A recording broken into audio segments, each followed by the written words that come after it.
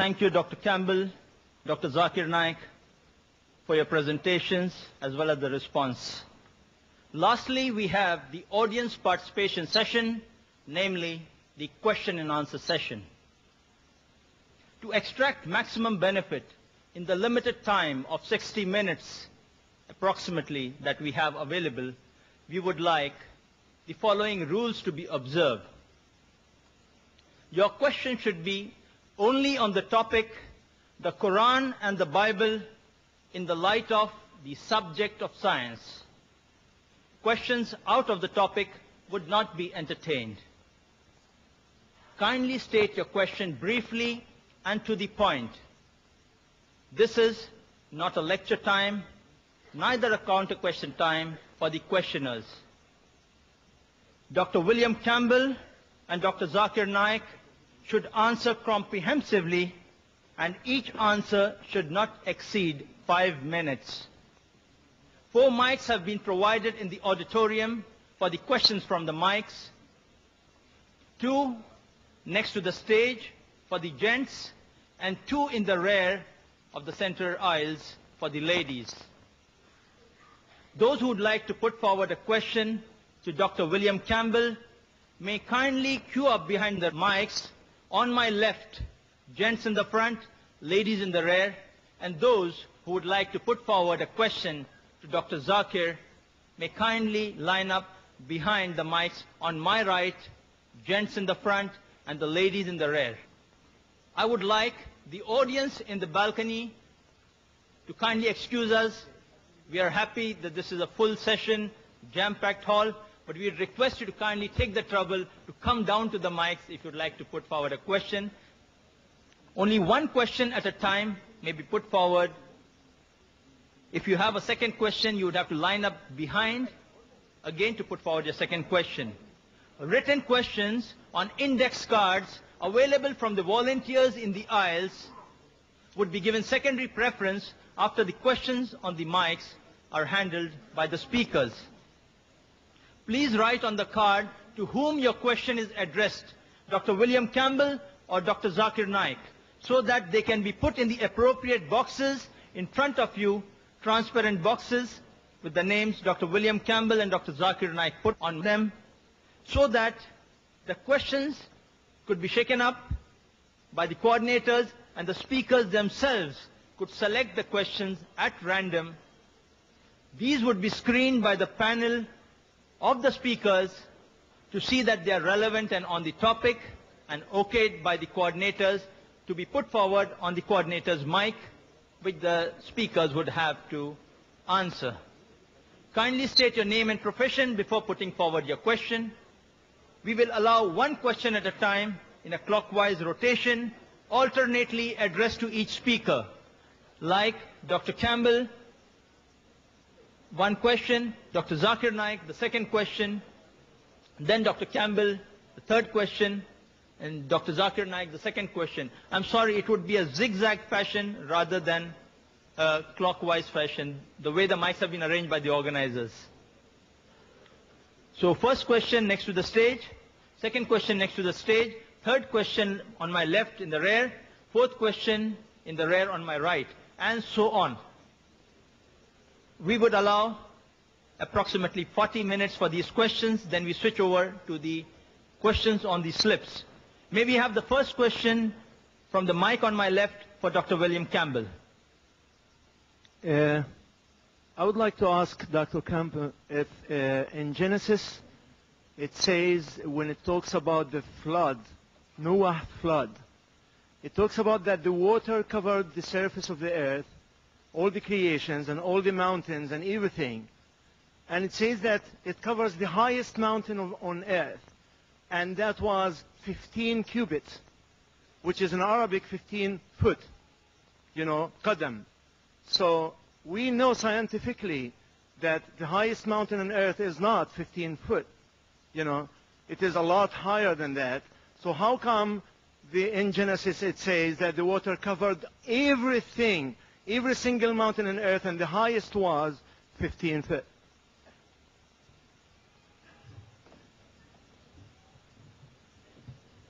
Thank you for your question. I think it's saying that that is above the highest mountain. If the highest mountain is 3,000 meters, well, then then it's 15 feet or 15 foot above it. However, Brother, we'll not allow any questions in between. No counter questions, please. Let the questioner put his question, full stop. Then the speaker gives his answer in whatever manner he chooses. Thank you. and I looked into this in the Quran. I think it actually would be understood to be the same way, because it says in Surah 11, verse 40, the fountains of the earth gushed forth, and the waves like mountains. And then it says that in the places where it gives a list of prophets, there's no prophet before Noah. I know Adam can be a prophet, so Noah is listed. And I think that it says in the Quran, too, that the whole world was covered. Yes, brother. Question for Dr. Zakir Naik. Could the volunteer kindly put the mic down? Dr. Zakir, you say that there isn't any mistake. Excuse me. The second question would come from the mic on my right for Dr. Zakir. Okay, you said that Allah reflects light, and He's made a nur. I didn't really understand that. The brother posed the question. He didn't understand my explanation to the counter-argument of William Campbell regarding Nur and Allah. The Quran says in Surah Nur, chapter 24, verse number 35, that Allah is Nur samawati wal ard, is the light of the heavens and the earth. He is the light. The meaning of light in the Quran, it is reflected light or borrowed light. So he is asking, does it mean that even Allah has got borrowed light? So the answer is giving further. If you read in the verse, it says that it's like a parable of a niche. In the niche, there is a lamp. Lamp has a light of its own. That means Allah has light of its own, as well as that light of its own is also being reflected. The light of Allah subhanahu wa ta'ala is again being reflected by Allah subhanahu wa ta'ala himself. Like a halogen lamp that you see here. It has a tube in between. The lamp, you can refer to that as a siraj or a wahaj or a diya. And the reflector as munir or nur, borrowed light or reflection of light. And furthermore, but natural, this light actually doesn't refer to the physical light you're talking about. It is the spiritual light of Allah subhanahu wa ta'ala. But as an answer I've given to Dr. William Campbell, and since I've got 5 minutes, I would like to utilize it. Dr. William Campbell gave a reply to Nuh alayhi salam. I'm a person who's a concordance approach with the Bible and conflict approach with the Quran, because both ways, alhamdulillah, Quran will pass the test. And even if I agree with Dr. William Campbell, and I agree with him, it is right, that it was 15 feet above the highest mountain. But it's mentioned in Genesis, chapter number 7, verse number 19 and 20, that the full world was submerged under water. And furthermore, archaeological evidence shows today, and the time of Noah's time, if you calculate by genealogy, it comes to in the 21st to 22nd century BC. Archaeological evidence shows today that the 3rd dynasty of Babylon and 11th dynasty of Egypt were present at the 21st and 22nd century BC, and there was no evidence of flood, and they remain uninterrupted. Therefore, archaeological evidence shows us that it's impossible that the earth was submerged, the full earth was submerged under water in the 21st, 22nd century BC. What about the Quran? What about the Quran? Point number 1, Quran does not give a date. But the 21st century BC or 50th century BC, no date. Point number 2, Quran, nowhere does the Quran say the full world was submerged under water. It speaks about Nuh alayhi salam and his qawm and his people. A small group of people or maybe a large group of people. Archaeological evidences tell today, and the archaeologists they say that we have no objection. It's possible that parts of the world was submerged under water. But full world, it's not possible. So alhamdulillah, the Quran is matching with the latest discovery in archaeology, but the Bible does not. Furthermore, if you read Genesis chapter number 6, verse number 15-16, it speaks about Almighty God telling Noah alayhi salam that build an ark, and it gives the length 300 cubit in length, 50 cubit in breadth, and height 30 cubit. Cubit is 1.5 feet. The brother made a mistake. It's 1.5 feet. And the New International Version it says 450 feet in length and 75 feet in breadth and approximately 45 feet in height. It's 30 cubit in height. If you measure this, I've done the calculation, it comes to less than 150,000 cubic feet in volume. And area-wise, 33,750. And the Bible says there were 3 floors. Ground floor, first story, second story. So multiply by 3, you get an answer of 101,250 square feet. That is the area. Imagine a pair of all the species of the world was accommodated in 101,250 square feet. Imagine. Is it possible? Millions of species are there in the world. If I tell in this auditorium, 1 million people came in this auditorium, will you believe? I remember, I think last year, I'd given a talk in Kerala, and there were 1 million people. That's the biggest gathering I've addressed, alhamdulillah, by Allah's grace. 1 million people! I could not see the end. It was not an auditorium, it was a big beach. I couldn't see anyone. Only few people in the front, that's all. Few compared to the 1 million people that were there. If you see on the video class, you will realize how big is 1 million. Somewhat like Arafat, you see 2.5 million people in Arafat. In an area of 101,250 square feet or 150,000 cubic feet, it is impossible. And above that, they stayed for 40 days, eating, going for call of nature. If I say 1 million people came in this auditorium, will you believe? So scientifically, there are several things in which there are gross scientific errors in the Bible. Can we have the next question for Dr. Campbell from the mic at the rear? Dr. Naik, you said No, that excuse there me. is... This question is for Dr. Campbell. Okay. So you have So to wait. the next person who would like to ask a question for Dr. Campbell. Yes. I'd like to pose this question, or rather, this test to Dr. William Campbell. Why don't you attempt the falsification test of the Bible given in the book of Mark, chapter 16, verses 17 and 18, and prove to the audience here, right now, that you are a true Christian believer?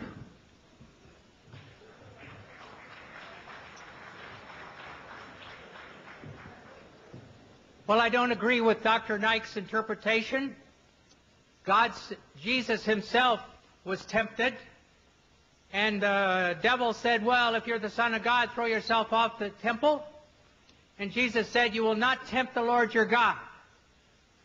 And so if I was to stay and say, oh yes, I'm going to be sure and do a miracle in front of you, I would be tempting God. My friend, Harry Radcliffe, he had promised to go. And so he decided to keep his promise and trust God to do his will. It's a different situation. I will not tempt God. Right, thank you. Question for Dr. Naik. Maybe the question in the rear, from the sister She's for Dr. Naik. at, Campbell. at the back. Do you have a question for Dr. Naik in the back? Ladies. Yes. Okay. Go ahead. My question is to Dr. Zakir Naik. The Christians explain the concept of Trinity scientifically by giving the example of water, which can be in 3 states, solid, liquid, and gas, in the form of ice, water, and vapor. Similarly, one God is a triune God, Father, Son, and Holy Ghost. Is this explanation scientifically correct? Just a comment before I give the answer. We should not tempt God, we should not test God, but here we aren't testing God, we are testing the human being. We should not test God, but here we are testing you, and God promises that any believer who has deadly poison, he will not die. He'll be able to speak in foreign tongues. We aren't testing God, we know God is correct. He will see to it that every believer can speak. We are testing you whether you're a believer or not. Coming to the question of the sister, that there are Christians who say that scientifically we can prove the concept of Trinity, like how water can be in 3 states, solid, liquid, and gas, like ice, water, and vapor. So similarly, God is in 3 forms, Father, Son, and Holy Ghost. How to reply, and is this scientifically correct? Scientifically, I do agree, water can be in 3 forms, solid, liquid, and gas, ice, water, and vapor. But scientifically, we also know that the component of water remains the same, H2O, 2 atoms of hydrogen and 1 atom of oxygen. The components remain the same, the constituent remains the same, the forms keep on changing, there is no problem. Let's check with the concept of Trinity. Concept of Trinity. Father, Son, and Holy Ghost. Form, they say form changes. Okay, for sake of argument, we agree. Does the component change? God and Holy Ghost is made of spirit. Human beings are made of flesh and bones. They aren't the same. Human beings require to eat. God doesn't require to eat to survive. They aren't the same. And this is testified by Jesus Christ, peace be upon him, himself in the Gospel of Luke, chapter number 24, verse number 36 to 39. He says that, behold my hands and feet, handle me and see, for a spirit has no flesh and bones. He says, behold my hands and feet, handle me and see, for a spirit has no flesh and bone. And he gave his hand, and they saw, and they were overjoyed. And he said that, do you have any meat to eat? And they gave him broiled fish and a piece of honeycomb. And he ate to prove what? That he was God? To prove that he was not God. He ate. And he flesh and bones. A spirit has got no flesh and bone. This proves that it is scientifically not possible that Father, Son, and Holy Ghost, Father, Jesus Christ, peace be upon Holy Ghost, is Almighty God. And the concept of Trinity, the word Trinity, doesn't exist anywhere in the Bible. The word Trinity is not there in the Bible, but it is there in the Quran. Quran says in Surah Nisa chapter 4 verse 171, it says, وَلَا تَقُولُوا ثَلَاثًا. Don't say Trinity. إِنْتَوْ خَيْرٌ لَكُمْ. This has stopped, it better for you. Trinity is also there in Surah Ma'idah chapter number 5, verse number 73, which says, لَقَدْ كَفْرَ الَّذِينَ قَالُوا إِنَّ اللَّهُ ثَالِثُ ثَلَاثًا. They are doing kufr. They are blaspheming. Those who say that Allah is three in one, is a triune God. Jesus Christ, peace be upon him, never said he was God. The concept of Trinity doesn't exist in the Bible. The only verse which is closest to the concept of Trinity is the first epistle of John, chapter number 5, verse number 7, which says, for there are three that bear record in heaven, the Father, the Word, and the Holy Ghost, and these three are one. But if you read the Revised Standard Version, revised by Thaydu scholars, Christian scholars of the highest eminence, backed by 50 different corporate denominations, they say this verse of the Bible, first epistle of John, chapter 5, verse number 7, is an interpolation, is a concoction, is a fabrication. It was thrown out of the Bible.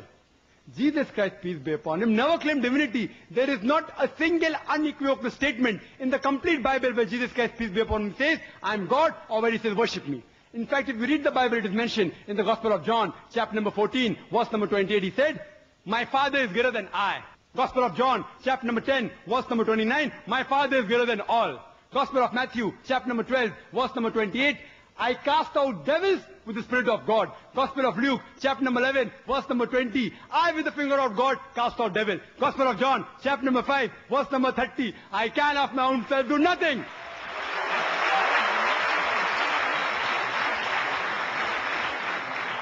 I can of my own self do nothing. As I hear, I judge. And my judgment is just. For I seek not my will, but the will of my Father. Anyone who says not my will, but God's will, he's a Muslim. Muslim means a person who submits his will to Almighty God. Jesus Christ, peace be upon him, said, not my will, but God's will. He was a Muslim, and he was, alhamdulillah, one of the mightiest messengers of God. We believe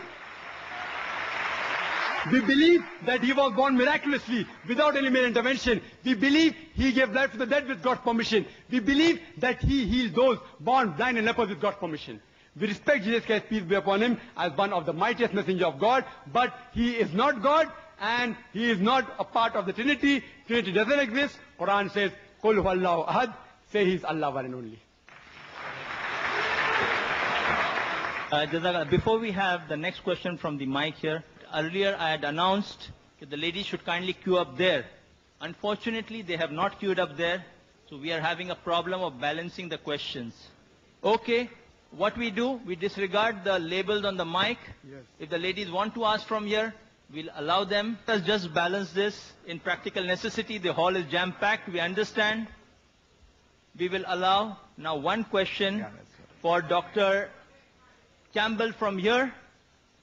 And the rare mic will be for people who'd like to ask questions from the gents for Dr. Zakir.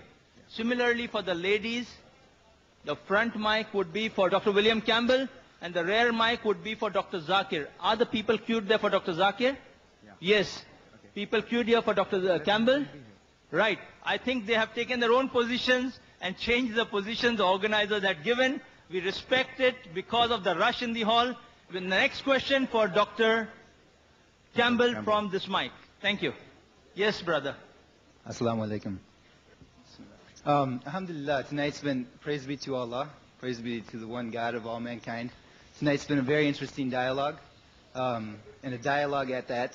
It's talking about a very noble topic for mankind, for all of mankind. And so we have gathered here as all of humanity. Question please. Okay. No statement. Okay, Bismillah. In the name of Allah, the question is this. Okay, we've come here together for this event tonight. It should benefit us. And so I'm asking Dr. Campbell, as a Christian and with your colleagues as well, has this event done its job? Has it opened your heart? Has it at least opened a glimmer towards looking further into the truth of Islam? Thank you.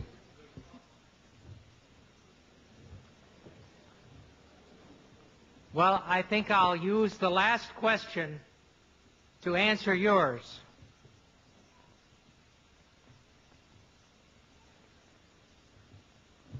Dr. Naik says there's no place that Jesus says he's God. In Mark 14:61, he didn't answer. And again the high priest was questioning him and saying to him, "Are you the Christ, the Son of the Blessed One?" In other words, are you the Christ, the Son of God? And Jesus said, "I am."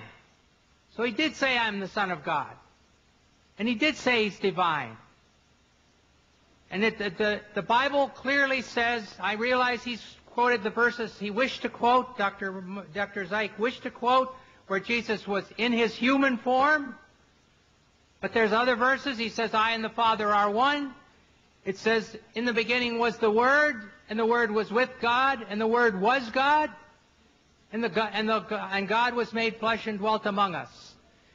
In Jesus' baptism, the Father spoke and said, "This is my beloved Son." Jesus was there, and the Holy Spirit descended. The Father, the Son, and the Holy Spirit. We didn't make this thing up from our heads. Just lift this little thing. Now the friend asked the question here. We've learned many things, and I'm always willing to learn, but I still think that the 500 witnesses that saw Jesus after he rose from the dead have more power with me than Muhammad coming 600 years later as one witness. Thank you. We'll allow a question for Dr. Zakir from the rear. Yes, sister. Dr. Campbell did first attempt to bring up supposed false facts pertaining to the Quranic views on the universe, and you did refute these accusations. However, it was not addressed what the Bible says about the shape of the earth and its other aspects. This is the question that I did not address regarding what the Bible says about the shape of the earth due to lack of time. I can point out another 100 points, lack of time. Anyhow, sister wants to know what does the Bible speak about the shape of the earth. It's mentioned in the Bible, in the Gospel of Matthew, chapter number 4, verse number 8. It says, the same reference which Dr. William Campbell used about tempting. The devil took him, that Jesus Christ peace be upon him, to an exceedingly high mountain and showed him all the kingdoms of the earth and its glory. Gospel of Luke, chapter number 4, verse number 5. The devil took him to a high mountain and showed him the glory of all the kingdoms of the world. Now, even if you go to the tallest mountain, the highest mountain in the world, that's Mount Everest, and supposingly you have a very good vision and can see for thousands of miles together, yet you will not be able to see all the kingdoms of the world, because today we know the earth is spherical. You will not be able to see the kingdom of the opposite side of the world. The only way you will be able to see if the earth was flat. That's the description what the Bible gives. The earth is flat. Furthermore, the same description is repeated in the book of Daniel, chapter number 4, verse number 10 and 11. It says in the dream that the tree grew up into the heaven, and there when the tree grew up into the heaven, it grew up so much that everyone from all the ends of the earth, they could see the tree. This is only possible if the shape of the earth was flat. If a tree is very long and the shape of the earth was flat, it's possible. Today, it's a universal fact that the world is spherical. You will never be able to see the tree however much long it is, from the opposite side of the spherical shape of the earth.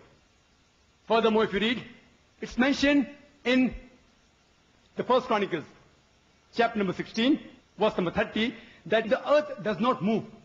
The same is repeated in the book of Psalms, chapter number 93, verse number 1, that Almighty God, He has stabilized the earth. That means the earth does not move. And in the New International Version, it says that God has established and stopped the movement of the earth as though 1 minute. earth is 1 minute left or 1 minute? 1 minute left. I thought you asked me to wait for 1 minute. Regarding Dr. William Campbell, he said that Jesus Christ, peace be upon him, said in the Bible in several places that He was God. You can refer to my video cassette, Concept of God in Major Religion, which gives all the references and the answers. I'll only give you the references of what he quoted. And my father of one is from John, chapter number 10, verse number 30. And in the beginning was the Word, is from John, chapter number 1, verse number 1. You go to the context and you'll come to know Jesus Christ, peace be upon him, never claimed divinity. You can take my cassette, which is available in the foyer outside, Concept of God in Major Religion, and similarities between Islam and Christianity, which give the details that Jesus Christ, peace be upon him, never claimed divinity. Time. Thank you. The next question from Dr. the Campbell. lady in the front for Dr. William. You mentioned the test where a true believer can drink poison and survive because of their faith. What about Rasputin, who was poisoned with enough cyanide to kill 16 people, and when that didn't kill him, he died of blood loss? He was not a good Christian. He had orgies. How do you explain this? Where only a good Christian can drink this poison and live. How do you explain that? Well, I don't feel I have to explain it. I mean, if Rasputin wasn't a Christian, well, what happened to him has no basis for what happened in the Bible.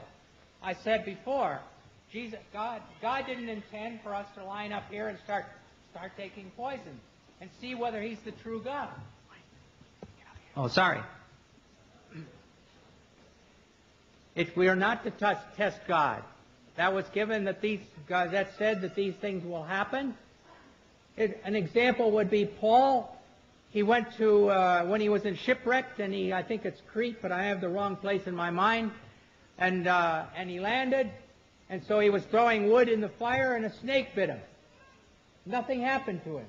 But he wasn't trying to test God. He was trying to throw wood on the fire. It's a different situation. No comment, please. Thank you. The next question from the rare for Dr. Zakir. Excuse me. Yes, brother. Excuse me, sir. Sorry, carry on. I'd just like to say about the circle of the earth. In Isaiah 40:22, it says, He, God, sits enthroned above the circle of the earth. Thank you. In the back for Dr. Yes, Naik. brother. For Dr. Zakir. Dr. Zakir, you said there isn't any mistake in Quran. I see more than 20 mistakes in Arabic grammar. And I will tell you some of them. إن الذين آمنوا والذين هادوا والصابئون. Brother, He said in Baqarah and Hajj, إن الذين آمنوا والذين هادوا والصابئين. Which is right? الصابئون or الصابئين? Number one. Number two. brother, He said, brother, one question at a time, please. yeah, but at the same thing, he said in Surah Taha 63, إِنَّ هَذَانِ لَسَاحِرَانِ. Mistake. إِنَّ هَذَيْنِ لَسَاحِرَانِ. Can you explain that? And there is more than that mistake. Brother will allow you only the One- first part of the question. The second part will not allow because we have stated we'll allow one Okay. question at a time so others get a chance too. Okay. The brother has asked a very good question. I would like to be more concordant and agreeing. He has mentioned all 20 grammatical points. And the book is referring to Abdul Fadi. Abdul Fadi, correct? Is the Quran infallible? I can see some things. Yeah. Alhamdulillah, my side is good.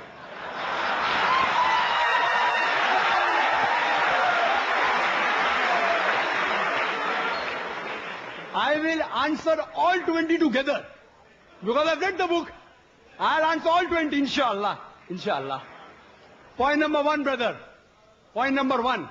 Point number one to be noted, that all Arabic grammar is taken from the Quran. Quran was the highest Arabic book, a book which has the maximum level of highest literature. All the Arabic grammar has been derived from the Quran.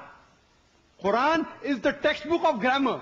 Since Quran is the textbook of grammar and all the grammar is derived from the Quran can never have a mistake. Point number one. Point number two. Point number two. Point number two. It is like, taking a ruler and the ruler is there, has a measurement, and you're saying the measurement is wrong. It sounds illogical. Point number two. In the different tribes of Arabia, and Arabic, and Dr. William Campbell also will agree with me, in different Arabic tribes, the grammar keeps on changing. In some Arabic tribe, the word is feminine, the same word is even masculine in the other tribe. Same word, in different tribes, the grammar keeps on changing. Even the gender keeps on changing. So will you check Quran with that faulty grammar? No. And furthermore, the eloquence of Quran is so high. It's so high, it is far superior. And, there are various books. On the internet you go, 12 grammatical mistake, 21 grammatical mistake, Abdul Fadi, 20 grammatical mistake. Do you think the Christian people took out these mistakes? Who took out these mistakes? Do you know who took out? The Muslims. The Muslim scholars, like Zamakhshari, what they did, that the Quran grammar is so high that it goes against the conventional use of the Arabic. The Quran grammar is so high, to prove the Quranic grammar was high, they gave examples. And I'll give you a couple of examples which will answer all his 20 questions. They give the example, like read in the Quran, it says that the people of Lut, alayhi salam, they rejected all the messengers. They rejected the messengers it's mentioned. Dr. William Campbell said, the people of Noah, they rejected the messengers. We know from history that there was only one messenger sent to them. So it has a grammatical mistake. Quran should have said, the people rejected the messenger, not messengers. I agree with you. With layman grammar like how you and I know, it may be a mistake. But if you read the books written by Arabs, what is the beauty of the Quran? The beauty of the Quran is, why does the Quran refer messengers instead of messenger? You know why? Because we know that the basic message of all the messengers was same. That there is one God. About Tawheed, about Allah subhanahu wa ta'ala. By mentioning the people of Lut alayhi salam, the people of Noah rejected the messenger. It says by rejecting Lut alayhi salam, they are indirectly rejecting all the messengers.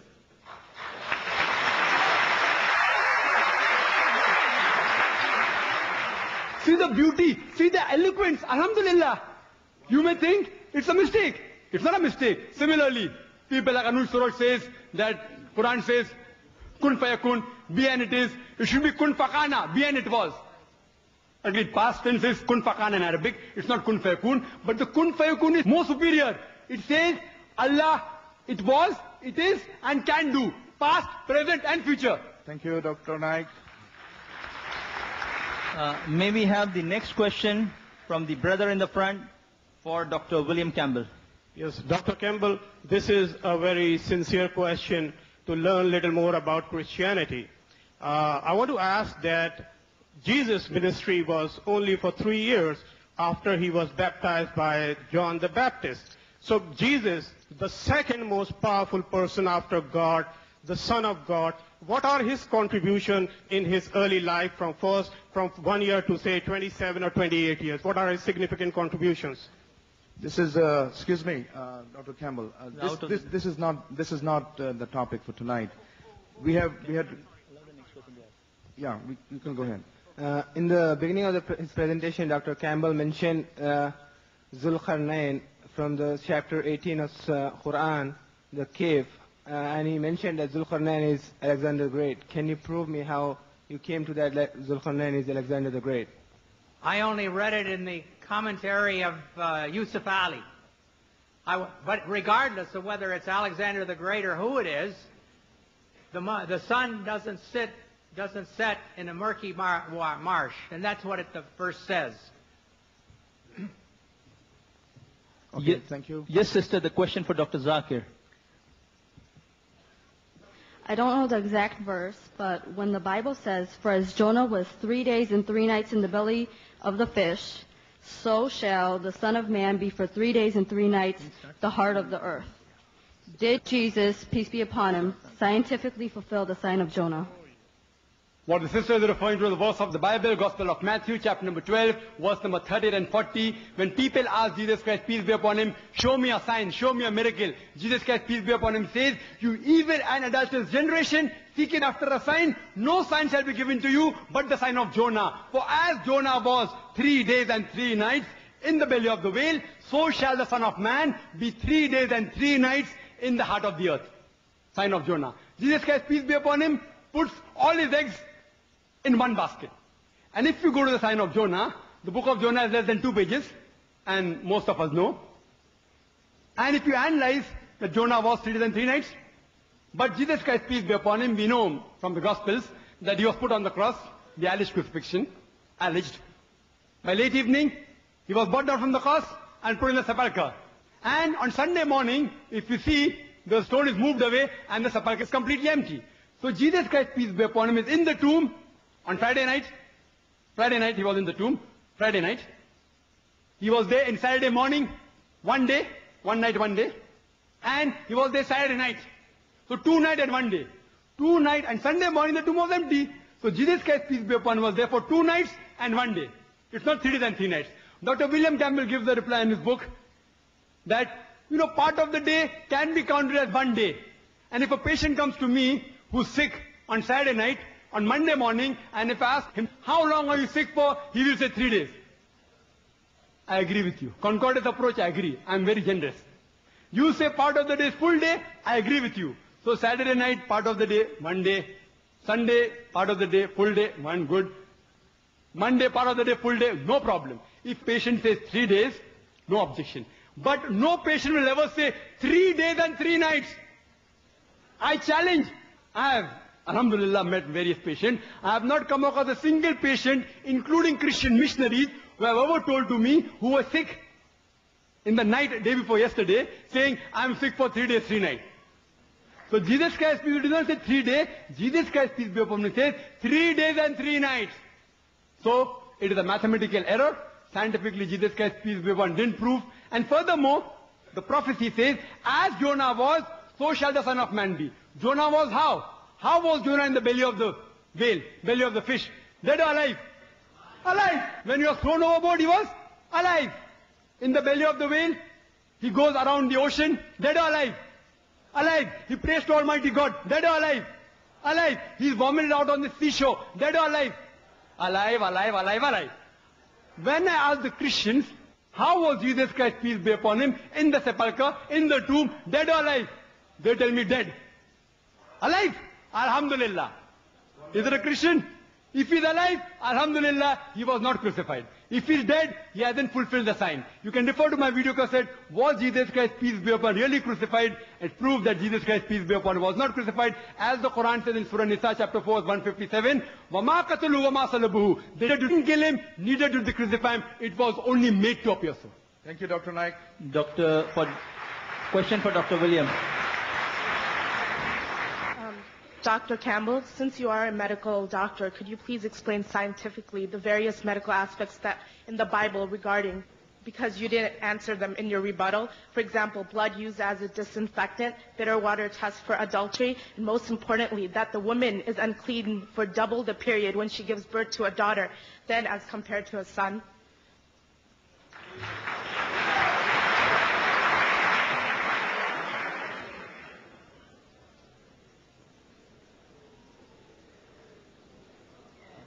Thank you for the question, and I'll get to it. But Dr. Knight keeps getting the questions that should become to the Christian. It says that on the next day, when it was one after the preparation, the chief priests and the Pharisees gathered together with Pilate and said, Sir, we remember that when he was still alive, that deceiver said, after 3 days I'm to rise again. Therefore, give orders for the grave to be made secure until the 3rd day. So they're using these words interchangeably. As far as I'm concerned, all of these words, the 3rd day, after the 3rd day, equal what happened with Jesus in the grave. The other thing is, and then there's resurrection. There is one other thing.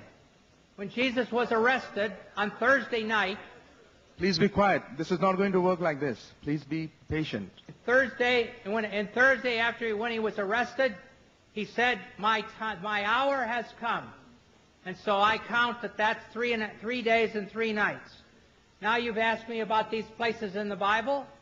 I believe the Bible was written by God, and I believe that God put them in there. So it's not up to me to explain what God said, but I believe that God put those things in His Bible. Yes. And now we will have the last question on the mic from the brothers at the back for Dr. Zakir. Then we start the questions on index cards. That's the last question, as per our time limitations. Please. Okay. For Dr. Zakir. Assalamu alaikum. My name is Aslam Rauf, and I'm a student studying biology right now. And my teacher is teaching me evolution now. And I was wondering about the Islamic answer to evolution right now. If you could explain briefly what Islam says on the topic of evolution and creationism. The brother asked a question. Just since Dr. William Campbell is taking the liberty to answer, even I'll take the liberty. Nowhere in the Quran is the name of Alexander mentioned. It says Dhul-Qarnain, not Alexander. If some commentator made a mistake, it's a mistake in the commentary. The men have made the mistake, not the word of God. Regarding the Bible saying that the world in Isaiah is a circle, no problem. It says circle, not spherical. So one place Bible says flat, one place it says circle. If you agree with both the verses, it becomes like a disc. See? Does it look like the earth? It is circle and it is flat. This is not the earth. Regarding biology in the Quran and regarding evolution, 2 questions the brother asked. I don't know whether I can answer both or not. I don't mind. Which one? First one or second one? Biology or evolution? Evolution will be good. Evolution will be good. Are you choosing or he's choosing? Because he had the question for evolution, I think it will be good. 2 questions. Biology first, then evolution. If you give me 10 minutes, I'll answer both. No. Only in 5 minutes, whatever you can do. Okay, fine. I agree with the chairperson, Mr. Samuel Noman. I'll answer on evolution. The exact answer you can refer to my video cassette, Quran and Modern Science. Regarding when you talk about evolution, you start thinking about Darwin's theory. And Darwin went on a ship, HMS Bugle, to an island by the name of Calotropis, and he saw birds pecking at niches. Based on that observation that the beaks of the birds became long and short, he propounded the natural selection. But he wrote a letter to his friend Thomas Thomson in 19th century. He said that I do not have proof to propound my natural selection, but because it helps me in classification of embryology, of rudimentary organs, I have put forth this. Darwin's theory is not a fact at all. It is only a theory. And I made it very clear in the beginning of my talk. Quran can go against theories. Because theories take U-turns. But Quran will not go against any established fact. And in a school, we are taught about Darwin's theory as though it's a fact. It's not a fact. There is no scientific proof at all. There are missing links. Therefore, if someone has to insult his friend, his colleague, he will say, if you were present at Darwin's time, Darwin's theory would have been proved right, insinuating he looks like an ape. There are missing links to Darwin's theory. And I know about the 4 fossils that are present, the hominoids, the Lucy, Australopithecus with its guide, the Homo erectus, Neanderthal man, Cro-Magnon. For details, refer to my video cassette. By molecular biology, according to Francis Craig, he said it is impossible that we can be evolved from apes by DNA coding. It's impossible. You can refer to my video cassette. It gives the detail. Some parts I've got no objection regarding biology. Quran says in Surah Anbiya chapter 21 verse number 30 that وَجَعَلْنَا مِنَ الْمَاءِ كُلَّ شَيْءٍ هَيْ أَفَلَا يُؤْمِنُونَ. We have created every living thing from water. Will you not then believe?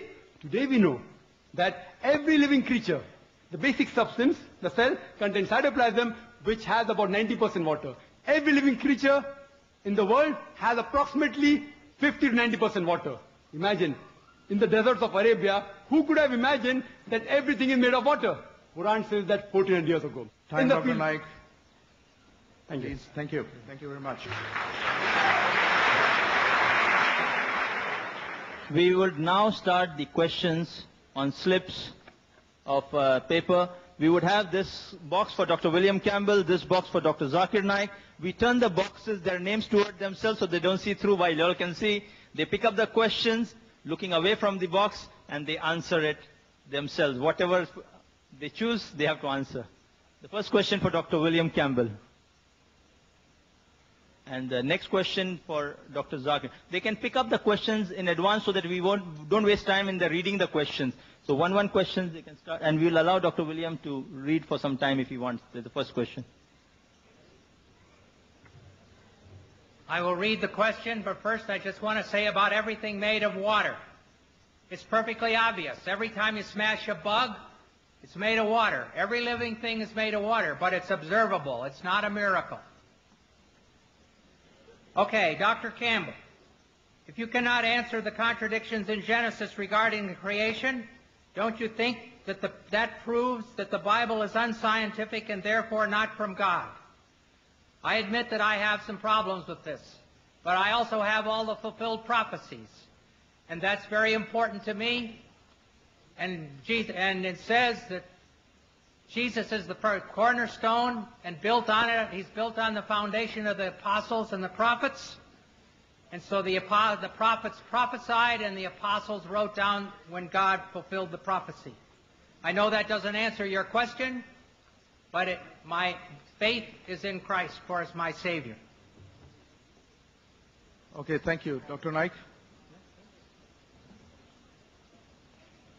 Text and translation are two different words, giving two different meanings in the Bible. In English, a text or a translation. Can scientifically text and translation be proved to be the one and the same? Did God reveal his messages upon Moses and Jesus, peace be upon him, upon them in English? That's a very good question. Can the text and translation be the same? No. A text and translation cannot be exactly the same, can come close to it. And according to Maulana Abdul Majid Daryabadi, he said, the most difficult book in the world to translate is the glorious Quran.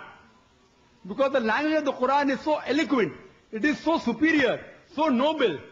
And one word in Arabic has got several meanings. Therefore, to translate the Quran is the most difficult. It is not the same. And if there's a mistake in the translation, it is a human handiwork.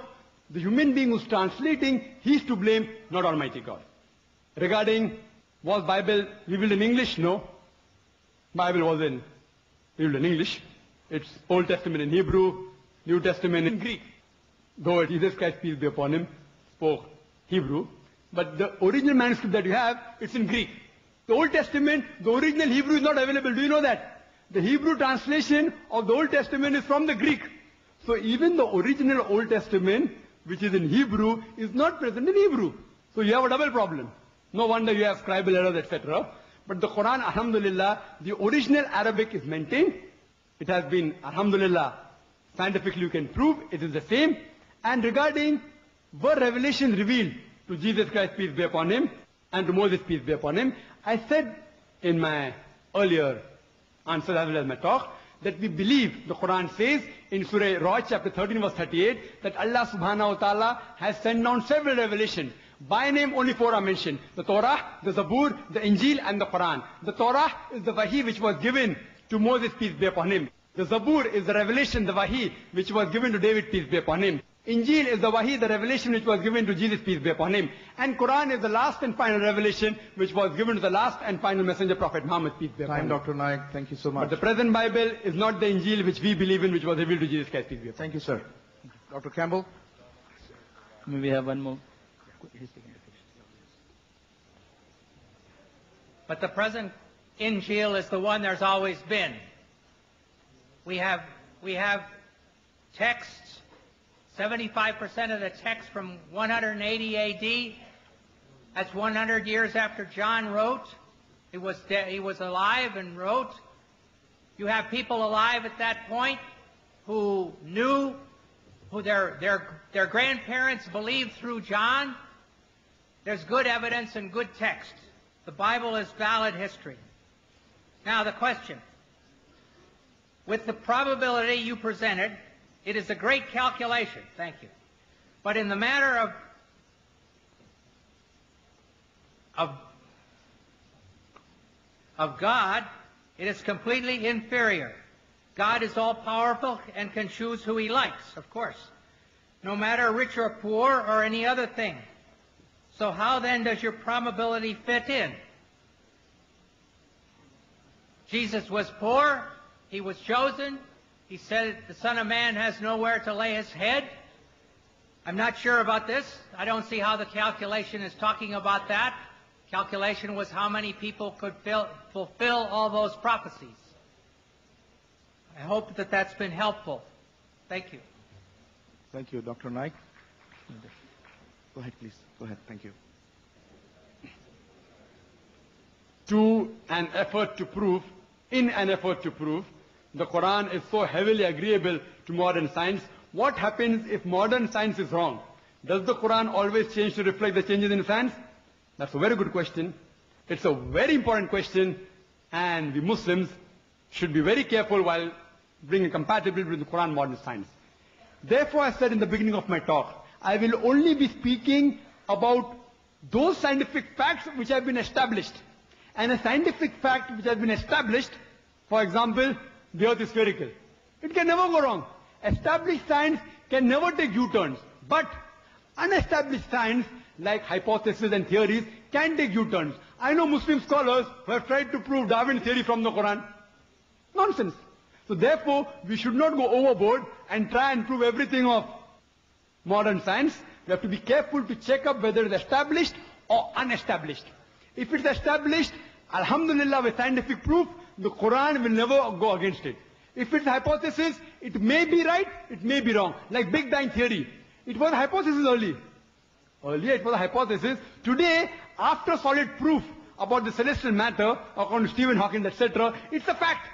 So Big Bang Theory, today is a fact. Yesterday it was a hypothesis. Once it becomes a fact, I use it.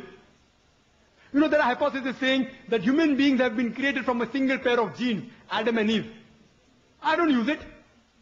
Because science has established, it goes along with the Quran. It goes along with the Quran that we have been evolved from one pair, Adam and Eve, peace be upon them. But I don't use it because that is not an established fact. So therefore, while bringing a correlation between Quran and science, etc., see to it that you use only those scientific facts which have been established and not hypotheses, because Quran is far superior to modern science. I'm not trying to prove the Quran to be the word of God with the help of science. No, not at all. What I'm trying to do, for us Muslims, Quran is the ultimate criteria. For the atheist and for the non-Muslims maybe, science may be the ultimate criteria. What I'm doing, I'm using the criteria, the yardstick of the atheist, and comparing with the yardstick of the Muslim, the Quran.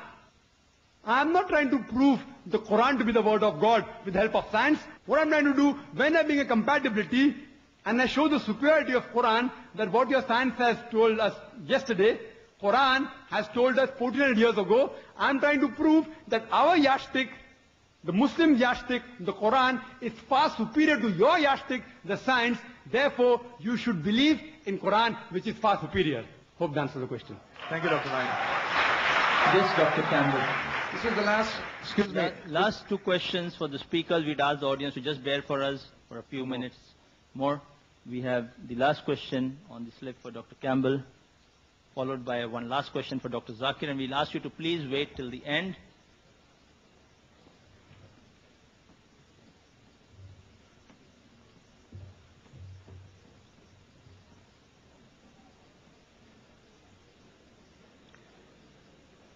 It's the same question as the last one, really. Dr. Campbell agreed to Dr. Naik that the errors he showed are not wrong and that he can't answer them. So does this mean that Dr. Campbell agrees that the Bible has errors? So it's not the Word of God. There are things in the Bible that I can't explain, that I don't have an answer for now. And I'm willing to wait until I see whether an answer comes. There's many places where archaeological things have proved that the Bible is true, talking about towns and who was king and things like that. And I think there's great proof that the Bible is valid and good history. Thank you, Dr. Campbell. Just 1 minute. Okay. The question is, are there any more mathematical contradictions in the Bible? What is Bible or Islam? Sorry. Are there any more mathematical contradiction in Islam? Are there any more? Is it Bible or Islam? I don't know. I'll answer both. Because is there any more? It should be Bible, because I spoke about contradiction.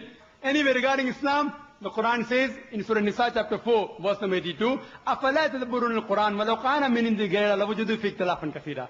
Do they not consider the Quran with care? Had it been from anyone besides Allah, there would have been many contradictions. There is not a single. Regarding more contradictions in the Bible, 5 minutes will be insufficient. Even if they give me 5 days, it's difficult. Anyway, I'll just mention a few. It's mentioned in the 2 Kings, chapter number 8, verse number 26. It says that Ahaziah,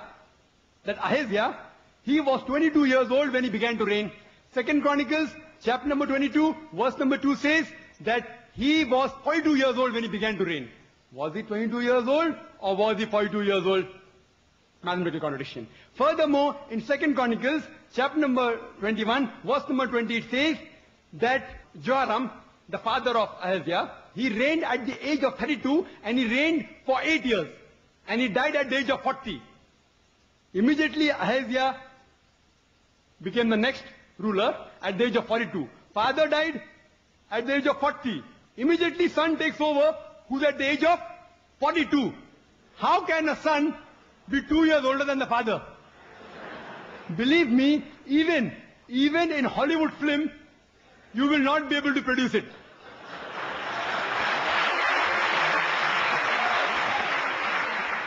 In Hollywood film, you can produce a unicorn, which I mentioned in my talk. Unicorn, you can have cockroaches, which the Bible speaks about. Cockroaches and dragons and serpents.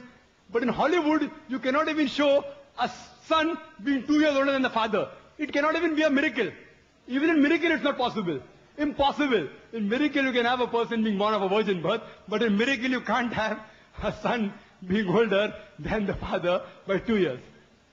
Further, if you read, it's mentioned in the Bible, in 2 Samuel, chapter number 24, verse number 9, that the people that were involved in the battlefield, it gives a list of these people in 2 Samuel, chapter 24, verse number 9, and it says that people that took part, 800,000 of the men of Israel took part, and 500,000 of the men of Judah. Same, if you see other places, 1 Chronicle, chapter 21, verse number 5, it says that 1,100,000 people took part in the battlefield from the men of Israel, and 10,460 men took part of Judah. Was it 800,000 people who took part from the men of Israel, or was it 1,100,000? Was it 5 lakh people of Judah that took part, or 10,460? A clear-cut contradiction. Furthermore, it's mentioned in the Bible, in 2 Samuel, chapter number 6, verse number 23, that Michal, the daughter of Saul, she had no sons. 2 Samuel, chapter 21, verse number 8, Michal, the daughter of Saul, had 5 sons. One place it says no children, no son, no daughter. Other place, 5 sons. Furthermore, if you read, it's mentioned in Gospel of Matthew, chapter number 1, verse number 16, it says about the genealogy of Jesus, peace be upon him, as well as Luke chapter number 3, verse number 23. And it says that Jesus' father, that Joseph, his father was Jacob. In Matthew chapter 1, verse 16. And Luke chapter 3, verse number 23, Jesus' father Joseph, his father was Heli. Did Jesus' father Joseph had 2 fathers? What do you call a person who has got 2 fathers? Or was it Heli or was it Jacob? Thank you, Dr. Naik. Thank you very much.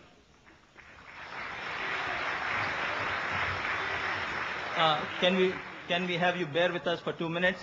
We have the renowned international Islamic scholar amongst us, Dr. Jamal Badawi, and on behalf of the Islamic Research Foundation, we feel it an honor if he would take the pleasure of inaugurating or releasing the book just written by Dr. Zakir Naik, The Quran and Modern Science, Compatible or Incompatible. Dr. Jamal Badawi, to release the book which has just recently been published and printed a few days back and being released here in Chicago on this appropriate occasion. There's no more fitting way as a gesture of friendship than to ask Dr. Zakir to give it to Dr. Campbell by himself.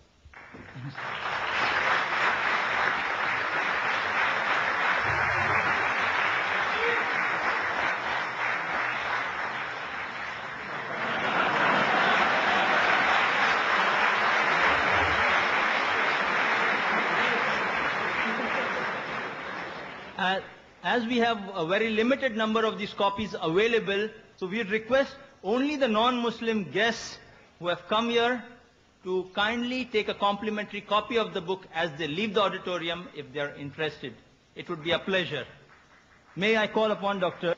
Sabil Ahmed to present the vote of thanks. Again, on behalf of Islamic Circle of North America, I would really thank all of you for your patience and all our distinguished guests over here for giving us a very good performance for all of us. سبحانك اللهم وبحمدك واشهد ان لا اله الا انت ونستغفرك ونتوب اليه. السلام عليكم ورحمة الله وبركاته.